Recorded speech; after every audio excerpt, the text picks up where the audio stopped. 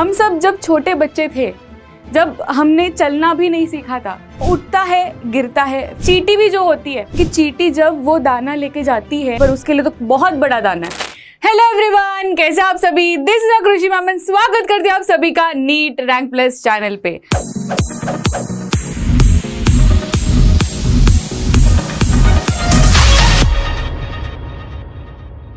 आज जो वीडियो है, जो आपने थंबनेल में देखा, जो आपने टाइटल में देखा, दैट इज मॉक टेस्ट के स्कोर नहीं बढ़ रहे। तो कोई तो मैम ऐसी कोई तो स्ट्रैटेजी बता दीजिए जिससे हमारे मॉक टेस्ट के जो स्कोर्स है वो थोड़ा तो बढ़े। यार यहाँ पे स्टक हो चुका है, जो भी आपका नंबर आता हो वो वहाँ से हट ही नहीं रहा, जितने भी मॉक टेस्ट दे हम। तो क्या करना चाहिए, कुछ समझ में ही नहीं आ रहा। तो यहाँ पे आज का जो वीडियो रहने वाला है, काफ़ी शॉर्ट वीडियो मैं बनाऊंगी, पर एकदम मैं एनालिसिस के साथ आई हूँ कि ये एनालिसिस है, हम लोग को ये चीज़ करनी है। मतलब मैं समझ रही हूँ कि for example I am a NEET aspirant, तो अगर मेरी ऐसी सिचुएशन होती तो मैं क्या क्या चीज़ करती, वैसी सारी मतलब पॉइंट्स मैं लेकर आई हूँ, वैसी स्ट्रैटेजी मैं लेकर आई हूँ आप लोग के लिए। तो वीडियो ध्यान से देखना, एंड तक देखना। पूरी जो समस्या है ना, उसका हल यही वीडियो में आपको मिलने वाला है। सबसे पहले तो मैं आपकी दिक्कत की बात करूँ कि कैसा माइंडसेट रहेगा कि अगर ऐसा सिचुएशन है कि जिसमें मेरे मॉक टेस्ट के स्कोर बढ़ ही नहीं रहे, तो क्या क्या दिक्कत आएगी। मेरे मन में सवाल आएगा सबसे पहले तो कि मैं मॉक टेस्ट कौन सा करूँ। मार्केट में यार इतने सारे मॉक टेस्ट अवेलेबल है, तो मुझे समझ में ही नहीं आ रहा कि ये मॉक टेस्ट, ये कोचिंग की मॉक टेस्ट करूँ कि ये कोचिंग की मॉक टेस्ट करूँ। सारे बोल रहे हैं हाँ यहाँ पे डिफ़िकल्ट है ना, तो ये डिफ़िकल्ट वाला ही मुझे करना चाहिए या ईजी वाला करना चाहिए। तो स्टार्टिंग में मुझे अभी क्या करना चाहिए? अभी 5 महीने रहे मेरे पास नीट एग्ज़ाम क्रैक करने के लिए, तो 5 महीने में मुझे कौन से मॉक टेस्ट का ट्रस्ट लेना चाहिए, क्या करना चाहिए? तो अगर मेरी बात मानो तो मॉक टेस्ट आपको ऐसा लेना चाहिए, ऐसा अटेम्प्ट करना चाहिए जो आपको डिफ़िकल्ट लेवल भी ज़्यादा नहीं पूछ रहा और एकदम इजी लेवल भी आपको नहीं पूछ रहा। मतलब it should be moderate level, जैसा नीट में आएगा। अभी कैसा नीट में आएगा एग्जाम पेपर वो तो हमें पता नहीं, पर हमें एटलीस्ट पैटर्न तो पता है। पैटर्न तो पता है ना। आप PYQs देखो, आपको पता चल जाएगा कि यार नीट एग्जाम में कैसे लेवल के क्वेश्चंस आते हैं और कैसे लेवल के साथ साथ कौन से टॉपिक्स, कौन से चैप्टर से ज़्यादा टॉपिक्स पूछे जाते हैं इन योर नीट एग्जाम। तो वो तो हमें क्लियर एनालिसिस मिलती है when it comes to PYQs। तो आप वैसे मॉक टेस्ट अटेम्प्ट करिए जो आपको एकदम ज़्यादा डिफिकल्ट लेवल में भी नहीं लेके जा रहा एंड एकदम इजी लेवल भी नहीं लेके जा रहा। नहीं तो फिर आप तो फुल मार्क्स वहाँ पे स्कोर करोगे और नीट एग्जाम में ज़्यादा हाई लेवल पूछ लेगा, तो फिर मतलब नहीं रहेगा। इसलिए मॉडरेट लेवल हमें हमेशा करना है अटेम्प्ट। हो सकता है मॉडरेट लेवल में अभी आप स्टार्टिंग में अटेम्प्ट करो, 1-2 महीना मॉडरेट में करो, उसके बाद में आप चाहो तो अपना लेवल बढ़ा सकते हो। ठीक है, तो आप हाई लेवल में जा सकते हो, पर स्टार्टिंग से आप हाई लेवल में मत करना, नहीं तो फिर आपको मोटिवेशन आगे मिलेगा ही नहीं। ठीक है, कितने मॉक टेस्ट हम अटेम्प्ट करें तो इसका कोई ऐसा नहीं है कि स्पेसिफिक नंबर के हाँ भाई इतने तो मॉक टेस्ट करने ही है तो ही आपका नीट क्रैक होने वाला है, ऐसा नहीं है। इट डिपेंड्स ऑन खुद का, मतलब वन सेल्फ। तो इसमें आप कर सकते हो अटेम्प्ट वीकली 1। ठीक है, एक बार मतलब वीक में। अभी स्टार्टिंग में अगर आपने मॉक टेस्ट अभी तक स्टार्ट नहीं किया तो आप स्टार्टिंग स्टेज में आप मान के चल सकते हो कि मैं 1 वीक में 1 मॉक टेस्ट अटेम्प्ट करूंगा। ठीक है, 1 वीक में 1 मॉक टेस्ट अटेम्प्ट करूंगा। हो सकता है अगर आपको लगता है कि हाँ मेरे पास है टाइम, मुझे और करना है, तो आप 2 अटेम्प्ट करिए। फिर धीरे धीरे अपना लेवल बढ़ाइए। धीरे धीरे मतलब फिर आपको ज़्यादा नंबर करना भी होगा। You can't stick to only 1 mock test week में। आपको थोड़ा लेवल, आपको थोड़ा नंबर भी बढ़ाना होगा जैसे जैसे नीट एग्जाम की डेट नज़दीक आएगी। समझ रहा है? पर स्टार्टिंग में यू कैन स्टार्ट विथ 1 और 2 mock test per week. Next is mock test attempt करने से डर लगता है तो हम आगे करते ही नहीं हैं। ऐसा होता है ना, कई स्टूडेंट्स के साथ बात होती रहती है, तो वो मुझे अपना ऐसे दुख भरी कहानी बताते रहते हैं कि यार ना मैंने आज अटेम्प्ट किया मॉक टेस्ट, मुझे स्कोर भी आ गए और इतने कम मार्क्स आए ना कि फिर ऐसे नेक्स्ट मॉक टेस्ट देने का मन ही नहीं करता। मतलब इतना मोटिवेशन गिर जाता है, हम एकदम मोटिवेटेड रहते कि हाँ मैं तो मॉक टेस्ट अटेम्प्ट करूँगा, अच्छे स्कोर लेकर आऊँगा, मेरे माँ बाप को बोलूँगा कि देखो मुझे ये स्कोर आया, मॉक टेस्ट में इतना स्कोर आया तो नीट एग्जाम में तो इतना स्कोर आएगा। पर मैं किस मुँह से बोलूँ उनको, क्योंकि मॉक टेस्ट में ही मुझे इतने कम स्कोर्स आ रहे हैं, तो फिर मॉक टेस्ट देने का मन ही नहीं करता। तो देखो बच्चों, इसमें ना हमें ये समझना है चीज़ कि अगर हम अभी डर गए मॉक टेस्ट से अगर डर गए तो फिर नीट एग्जाम से तो होने से रहा। हम सब जब छोटे बच्चे थे, जब हमने चलना भी नहीं सीखा था, तो जब छोटा बच्चा ऐसे चलना मतलब उठता है गिरता है, फिर से उठता है गिरता है। चींटी भी जो होती है ना, चींटी जब आप देख रहे होंगे कि चींटी जब वो दाना लेके जाती है, वो चीनी का दाना, छोटा सा चीनी का दाना, पर उसके लिए तो बहुत बड़ा दाना है, वो चीनी का दाना बार बार उठाती है, चढ़ती है दीवार पे, फिर से गिर जाती है, फिर से चढ़ने का प्रयास करती है, फिर से गिर जाती है। पर जब तक वो चढ़ती नहीं ना, तब तक वो हार भी नहीं मानती है। तो वो तो चींटी है ना, तो भी वो इतना माइंडसेट लेके चल रही है, इतना प्रयास कर रही है कि मुझे तो वो चीज़ करनी ही करनी है। तो हम तो सब क्या है, हम तो मनुष्य, हम तो मानव है ना, तो हमें तो डरना नहीं है ये चीज़ से। अब मॉक टेस्ट तो रियल पेपर तो है नहीं कि हाँ चलो लाइफ ख़त्म, मॉक टेस्ट में इतने स्कोर आए तो मेरा लाइफ ख़त्म, मेरे पास चांस ही नहीं है।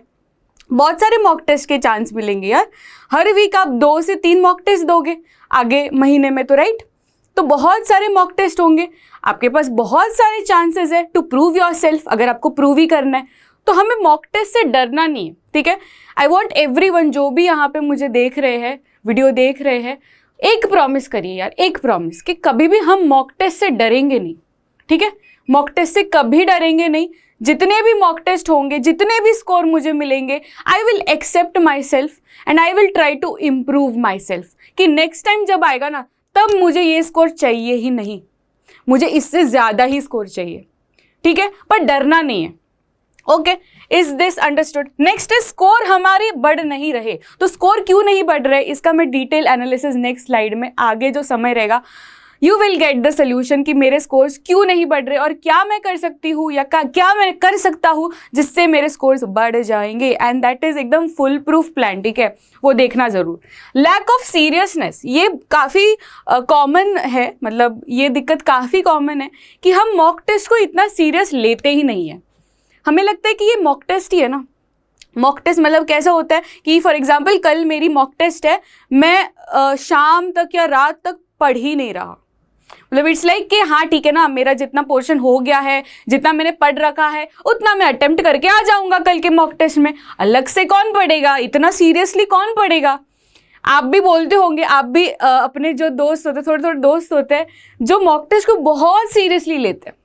जब मैं भी नीट की तैयारी कर रही थी, तो तब हमारे भी ऐसे फ्रेंड सर्कल में ऐसे कुछ दोस्त होते हैं जो मॉक टेस्ट को एकदम रियल एग्जाम के जैसे ट्रीट करते हैं।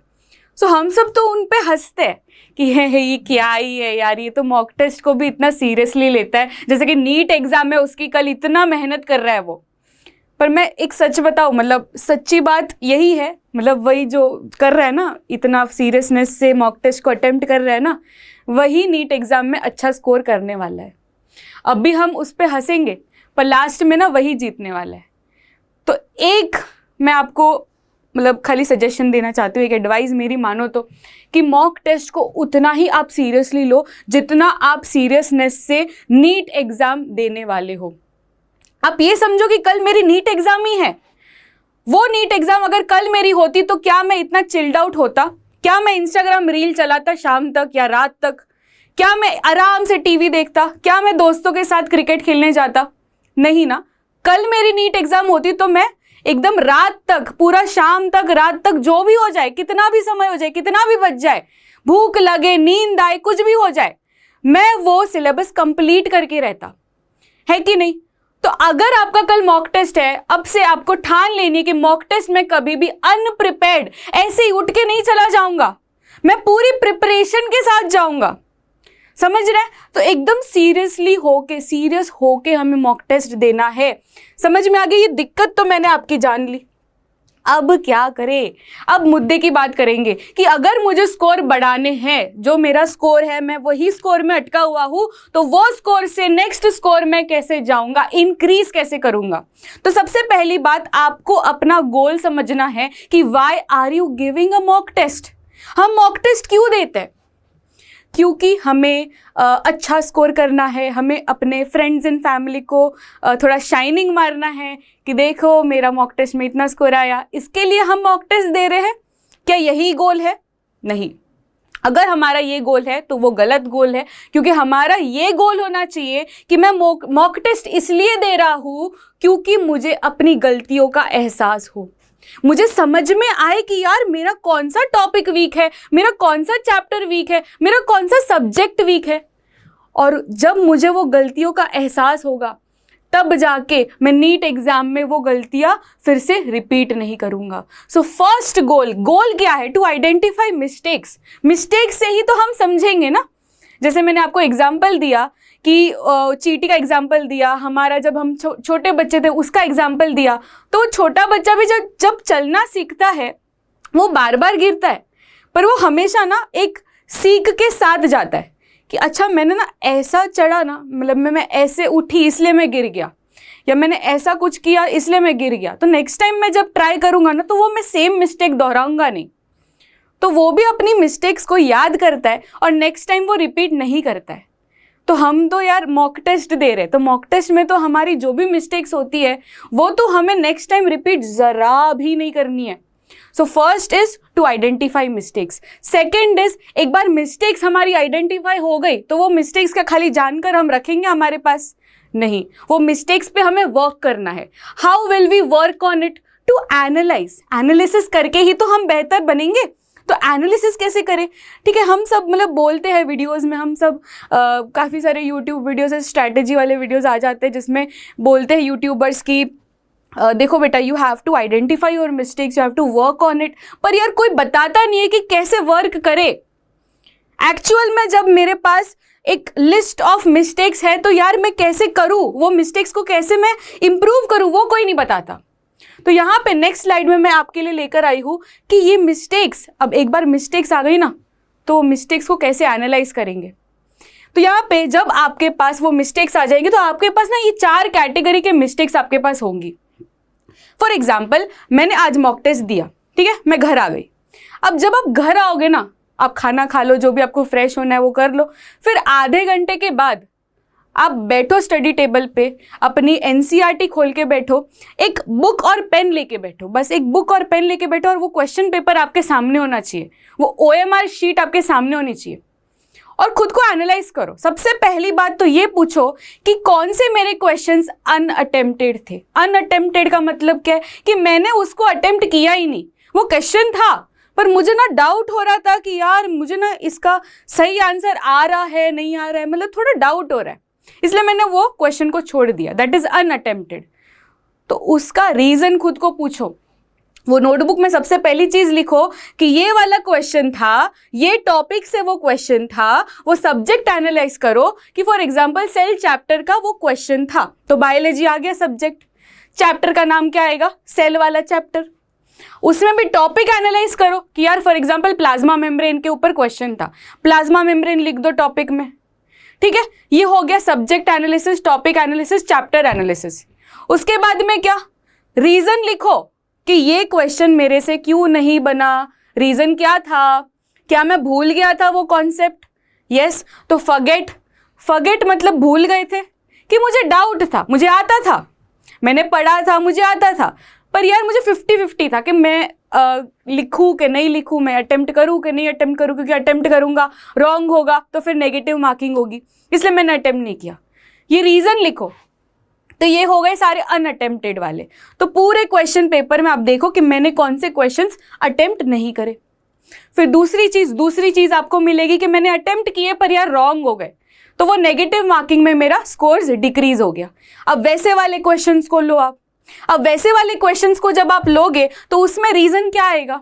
या तो देखो रॉन्ग हुआ आपका, आपने अटेम्प्ट किया, आपको लगा कि हाँ ये सही है, पर हुआ तो वो गलत, राइट। तो इसका रीजन क्या हो सकता है कि मतलब आपका कॉन्सेप्ट स्ट्रांग नहीं है, वीक है थोड़ा, मतलब उतना जो स्ट्रांग होना चाहिए, अगर स्ट्रांग होता तो आपका वो सही हो जाता ना, पर आपका वो कॉन्सेप्ट स्ट्रांग नहीं है, थोड़ा सा वीक है, थोड़ा सा कच्चा है, तो उस पर थोड़ा और हमें मेहनत करने की ज़रूरत है। तो फिर से वही स्टाइल के लिखेंगे, सब्जेक्ट लिखेंगे। अब फॉर एग्जांपल फिजिक्स का कोई क्वेश्चन है तो सब्जेक्ट में फिजिक्स लिखेंगे, वो चैप्टर का नाम लिखेंगे एंड टॉपिक का भी नाम लिखेंगे। तो हमें पता चल गया कि भाई ये वाला क्वेश्चन ये सब्जेक्ट का है, ये टॉपिक का है, ये वाला जो भी है मतलब टॉपिक है, कॉन्सेप्ट है, जो भी डिटेल्स है वो हमने भर दी। अब रीज़न क्या आएगा कि हमारा कॉन्सेप्ट स्ट्रांग नहीं था, तो हमें पता चलेगा कि हाँ अभी हमें कॉन्सेप्ट को स्ट्रांग करना है। नेक्स्ट है कि क्वेश्चन गलत पढ़ा हो, ये भी हो सकता है पॉसिबिलिटी, है ना, कि हमें लगा कि ये पूछ रहा है क्वेश्चन, पर एक्चुअल में क्वेश्चन वो पूछ ही नहीं रहा, मतलब यहाँ पे हमारा कॉन्सेप्ट तो स्ट्रांग ही है, पर हमारे से गलती हो गई क्वेश्चन पढ़ने में, क्वेश्चन को समझने में, तो वो भी एक पॉसिबिलिटी हो सकती है। तो आपके रीजंस यहाँ पे मेंशन होने चाहिए। ये हो गया सेकंड कैटेगरी। अब थर्ड कैटेगरी होता है तुक्के वाले सही, है ना। ये भी होता है जब हम मॉक टेस्ट देते या कोई भी टेस्ट देते और ऐसे 4 ऑप्शंस हमारे पास रहते, तो हमें ये ह्यूमन टेंडेंसी है कि देखते हैं ना यार, तुक्का तो जय माता दी करते हैं, देखेंगे बाद में कि गलत होता है कि सही होता है, तुक्का तो मारते हैं। तो जब ऐसे वाले क्वेश्चंस हो जो मुझे आता नहीं है, वो कॉन्सेप्ट आता नहीं है, पर मैंने तुक्का मार दिया कि हाँ चलो जय माता दी, पर हो गया वो सही, तो अभी तो सही हो गया, पर ज़रूरी है क्या नीट एग्जाम में भी वो आपका तुक्का सही होगा? नहीं है ना, पॉसिबिलिटी थोड़ी हमारे पास है, हमारे हाथों में थोड़ी है। तो वो भी चीज़ आपको लिखनी है। इसके आपको मार्क्स तो मिल गए, तुक्के से सही तो हो गया, पर ये वैलिड नहीं है, इस पे भी हमें मेहनत करने की ज़रूरत है, क्योंकि नेक्स्ट टाइम अगर ऐसा ही क्वेश्चन आया तो तभी आपका तुक्का मैजिक नहीं चलने वाला। So you have to write the reason कि तुक्का आपने क्यों मारा। तुक्का मारा तो मारा, राइट तो हो गया, पर वो कौन सा कॉन्सेप्ट था जो मुझे नहीं आता, खाली तुक्के से सही हो गया, तो वो कॉन्सेप्ट आपको लिखना है, रीज़न आपको लिखना है कि लैक ऑफ रिविजन, है ना, रिवाइज आपका इतना अच्छे से नहीं हुआ, इसलिए आप वो एग्जामिनेशन हॉल में आप भूल गए कि यार ये मैंने पढ़ा था पर मुझे याद नहीं आ रहा, थोड़ा थोड़ा धुंधला धुंधला याद आ रहा है, तो मुझे और इस पे मेहनत करने की ज़रूरत है। तो लैक ऑफ रिवीजन, इसका मतलब है कि आपको रिवीजन ज़्यादा करना होगा। दूसरी चीज़, आपको क्वेश्चन की प्रैक्टिस भी बढ़ानी होगी। जितने आप क्वेश्चंस प्रैक्टिस करोगे उतना आपको कॉन्फिडेंस आएगा, और वो कॉन्फिडेंस ही आपको आगे लेकर चलेगा। ठीक है, तो ये दोनों चीज़ पे आपको वर्क करना है, दैट इज रिवीजन बढ़ाना है, क्वेश्चन की प्रैक्टिस बढ़ानी है। फोर्थ कैटेगरी क्या होगा?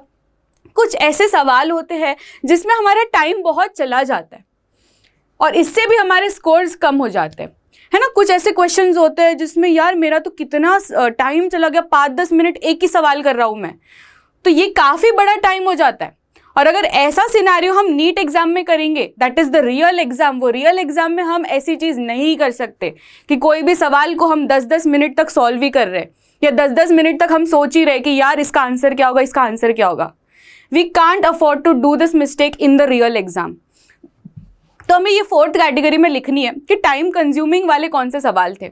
अब टाइम कंज्यूमिंग में भी 2 कैटेगरीज हो सकते हैं, या तो तुमने वो सवाल को टाइम दिया, 10 मिनट दिया, और वो सवाल का आंसर सही हुआ, ठीक है, वो सही हुआ। दूसरी कैटेगरी ये हो सकती है कि तुमने टाइम दिया 10 मिनट, ठीक है, सवाल मस्त सॉल्व किया, और आपने गलत ऑप्शन को टिक कर दिया, तो पूरी मेहनत वेस्ट हो गई। तो दोनों कैटेगरी में आप देख लो कि क्या आपका वो टाइम कंज्यूमिंग सवाल सही हुआ कि टाइम कंज्यूमिंग सवाल गलत हुआ। अब ये दोनों कैटेगरीज कुछ काम की नहीं है, मतलब अगर ये दोनों कैटेगरीज के सवाल है तो इस पे काम करना ज़रूरी है, क्योंकि इससे भी आगे जाके प्रॉब्लम हो सकती है, टाइम कंज्यूमिंग वाले प्रॉब्लम्स। तो जो भी टाइम कंज्यूमिंग वाले सवाल है ना, उसको आप लिखो कि अच्छा ठीक है, ये टॉपिक का है ना, मैं सर्च करूँगा कि मुझे तो 10 मिनट लग गए वो सॉल्व करने में, क्या इसका कोई शॉर्टकट तरीका है? होगा ही ना शॉर्टकट तरीका, कोई तो शॉर्टकट तरीका होगा, क्योंकि नीट वाले जो पेपर बनाते हैं उनको भी तो पता है कि इतना 10-10 मिनट का तो सवाल हम नहीं रखेंगे क्वेश्चन पेपर में, कोई तो शॉर्टकट तरीका होगा। तो शॉर्टकट तरीका हमें फाइंड करना है, ठीक है। तो टाइम कंज्यूमिंग वाले सवाल जो है उसका शॉर्ट ट्रिक आप आइडेंटिफाई करो। क्वेश्चन की प्रैक्टिस हमें फिर से बढ़ानी होगी, क्योंकि क्वेश्चन की प्रैक्टिस जितनी बढ़ाओगे ना, वो कॉन्सेप्ट आपका स्ट्रांग होगा, वो कॉन्सेप्ट आपका स्ट्रांग होगा, तो फिर टाइम की जो स्पीड है ना, वो स्पीड भी ऐसे ऐसे सवाल बनेंगे, ऐसे ऐसे चुटकी में सवाल बनेंगे। खाली आप क्वेश्चन की प्रैक्टिस बढ़ाओ, और क्वेश्चन की प्रैक्टिस कब बढ़ेगी? जब आपका मॉक टेस्ट का नंबर इंक्रीज होगा। अगर आप डर के बैठ गए कि नहीं नहीं मुझे तो मॉक टेस्ट नहीं देना, तो फिर क्वेश्चन की प्रैक्टिस ऑटोमेटिकली कम हो गई। क्वेश्चन की प्रैक्टिस कम हो गई तो कॉन्फिडेंस कम होगा, ये जो सारे कॉन्सेप्ट्स है उसका रिविजन भी कम हो जाएगा। समझ रहे हो? तो ये सब ना एक दूसरे से लिंक्ड है। लास्ट क्या है? क्वेश्चन समझने में आपको टाइम लग गया कि क्वेश्चन को सॉल्व करने में आपको टाइम लगे, ये भी बड़ी समस्या है ना, बड़ा प्रॉब्लम है, बड़ा क्वेश्चन है कि टाइम कंज्यूमिंग सवाल है, पर टाइम कंज्यूमिंग सवाल आपको सॉल्व करने में टाइम ज़्यादा लगा कि क्वेश्चन को समझने में टाइम लगा। तो ये भी आप नोट डाउन करो। अब ये सब चीज़, ये चारों कैटेगरीज को एनालाइज करने में कितना समय लगेगा? 1 घंटा, मैक्सिमम 1 घंटा, उससे ज़्यादा नहीं लगेगा। तो वो बुक और पेन लेके जो आप बैठे हो, ये सब चीज़ आपने नोट डाउन करी, वो 1 घंटा, that is the precious time you are giving for NEET exam. तो वो 1 घंटा एक बार आपने लिख दिया तो आपको अपनी मिस्टेक्स समझ में आ जाएगी। ठीक है, लिस्ट ऑल द मिस्टेक्स। वो जो पेज बनेगा ना आपका फुल ऑफ मिस्टेक्स, वो मिस्टेक्स ही आपको काम आएंगे कि आगे जाके मैं नेक्स्ट मॉक टेस्ट में ये नहीं रिपीट करूँगा। कॉमन मिस्टेक्स हो सकती है, राइट। हो सकता है कि आपकी हैबिट्स चेंज हो। मेरा हैबिट है कि यार मैं एकदम चिल्ड आउट रहता हूँ एग्जामिनेशन हॉल में। चिल्ड आउट रहना है, पर इतना भी नहीं कि यार हाँ हो जाएगा मेरे से, मैं तो आराम से सॉल्व करूँगा। तो वो हैबिट हो सकती है, कुछ मतलब गलत हैबिट्स है जो आपको स्कोर्स बढ़ने से रोक रही है। दूसरी चीज़ हो सकती है सिली मिस्टेक्स, मतलब आपको वो कॉन्सेप्ट आता है पर आप सिली मिस्टेक कर लेते हो, तो वो सिली मिस्टेक हमें नहीं करनी है। थर्ड हो सकता है कि आपका कॉन्सेप्ट थोड़ा वीक है, तो वो कॉन्सेप्ट हम स्ट्रॉन्ग कर लेंगे, है ना। सारी चीज़ हम कर सकते हैं, एवरीथिंग इज पॉसिबल, तो ये सब चीज़ हो सकती है। फोर्थ क्या हो सकता है कि क्वेश्चन की प्रैक्टिस मेरी थोड़ी कम हो गई, तो क्वेश्चन की प्रैक्टिस भी हम बढ़ा सकते हैं, है ना, तो वो भी हमें पता चल गया। नेक्स्ट इज टाइम मैनेजमेंट, तो टाइम मैनेज हम लोग अच्छे से कर लेंगे। हो सकता है जैसे मैंने कहा कि टाइम कंज्यूमिंग वाले सवाल होते हैं कुछ, तो हम वो टाइम कंज्यूम वाले सवाल को भी हम शॉर्ट ट्रिक से कर लेंगे, जल्दी जल्दी कर लेंगे, तो ये भी प्रॉब्लम सॉल्व हो जाएगा। नेक्स्ट इज रिविजन, तो रिविजन भी हम कर लेंगे। तो ये सब चीज़ हम कर लेंगे, पर कब करेंगे हम? जब हमें पता हो कि कौन सी मेरी मिस्टेक्स है ना। तो यही हम कॉमन प्रॉब्लम करते हैं, यही हम हमेशा, मतलब सारे बच्चे यही एक फेस करते हैं, दैट इज़ मॉक टेस्ट के स्कोर हमारी नहीं बढ़ रहे। तो क्यों नहीं बढ़ रहे? Because we don't identify and work on our mistakes. समझ में आ गया? तो ये सारी मिस्टेक्स को आप एक साथ एनालाइज करो, जैसे मैंने आपको कहा, तो इट इज़ श्योर, ठीक है, इट इज़ गारंटीड कि आपका जो नीट 2024 है वो आपका है, ठीक है, वो आपका है, and you will score very good marks in NEET 2024। और आपका जो ड्रीम कॉलेज है ना, ड्रीम मेडिकल कॉलेज, वो आपको ज़रूर मिलेगा, ठीक है। आपके होप्स कम नहीं होने चाहिए, आपका जो जोश है वो कभी कम नहीं होना चाहिए, because you are worth everything in this world, you can do everything in this world. बस आपको पता होना चाहिए कि मैं कौन सी चीज़ें गलत कर रहा हूँ, तो वो नेक्स्ट टाइम मैं उसको नहीं करूँगा, मैं सुधार लूँगा। That's it, it's so simple. I hope कि आपको ये वीडियो अच्छा लगा हो, आपको हेल्पफुल हुआ हो, मेरी कुछ बातें आपको समझ में आई हो, ठीक है, जो मैंने आपको बोला कुछ वैल्यूएबल लगा हो। तो अच्छा लगा तो वीडियो को लाइक कर देना, सब्सक्राइब कर देना, एंड मिलते हैं नेक्स्ट वीडियो में।